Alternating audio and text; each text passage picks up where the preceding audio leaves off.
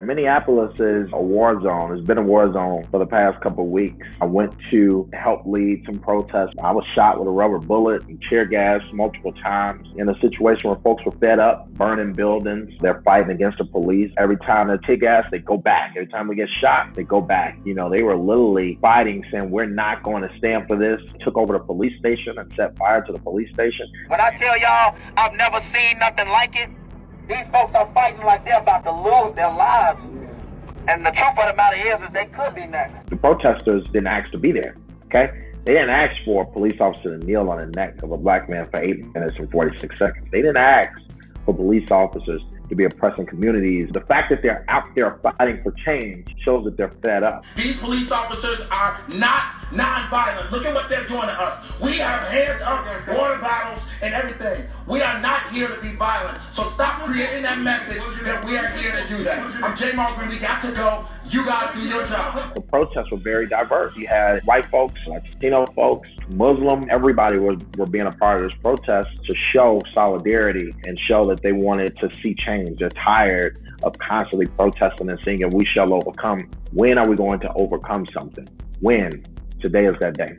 When we see these videos, constantly see multiple videos as you grow up, you have a lot of psychological effects that go with that. You are traumatizing young people as you know it, because they have to continue to look at videos of people that look like them be brutalized by the police department. And who is there to deal with that? We don't have any mental health clinics in the city. When people say defund the police, they're basically saying that we spend trillions of dollars on policing, and it hasn't worked. We are not tackling the real causes of why there are police interactions in the first place. It's crazy. Police officers shouldn't have to respond to cases where folks have mental health problems. We should have mental health units. We should be investing in education. Folks need books. Folks need counselors. We got 18,000 homeless young people in the city of Chicago. So if you don't start tackling the root problems and you still contain folks in communities where they're starving in survival mode, of course you're gonna always need police. And so keep on ramping up the budget is only promoting that we don't want to address the real problems that are facing these communities. And not only will defunding the police decrease the police interactions, but it will also decrease violence. We now have resources, we now have jobs or mental health centers, community centers. There's a situation where folks are not calling 911 as much as they used to. So that is the community that I envision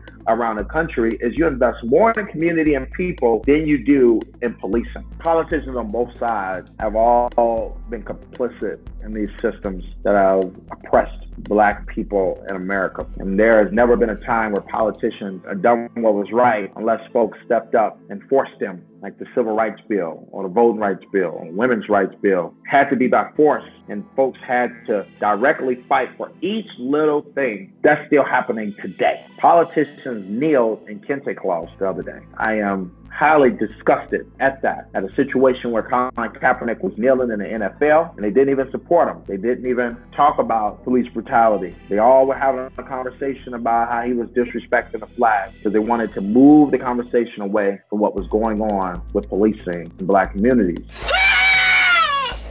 It's okay, I'm right here with you. Mom, please help him because we're screaming because I don't want you to get shooted. Okay, give me a kiss.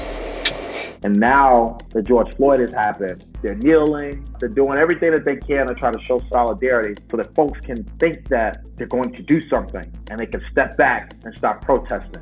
No, we gotta keep fighting. These politicians are not here for us. They are not here to serve the people as they should be. We must rise up from the ground and take control of politics as we know it and put folks in power so that we can change what's going on. This fight is bigger than us. Black people and white poor people and red poor people and Puerto Rican poor people and Latin American Puerto Rican people of poor people of all descents, they had them caught up in movements based on racism when the Black Panther Party stood up and said that we don't care what anybody says. We're going to fight racism, not with racism, but we're going to fight with solidarity. Fred Hampton was great with bringing folks together of all classes, of all the ethnicities. His son is a good friend of mine, Chairman Fred Hampton Jr. He's trying to do some of the same thing, literally bringing everybody together no matter who they are to say, listen, we got to understand our problems aren't each other. We might not agree, we might not look at the path the same, but everybody got a role to play so that we can get the justice, accountability, the policy change, and the abolishment of all of these racist systems and barriers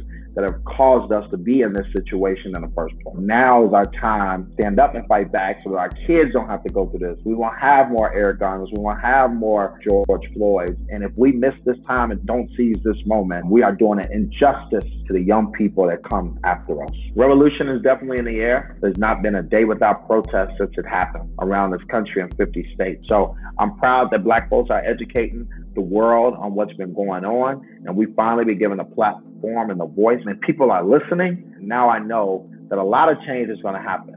It's just about if we're going to get a few fish or we're going to get the whole pond. And I think we got to go for the whole pond.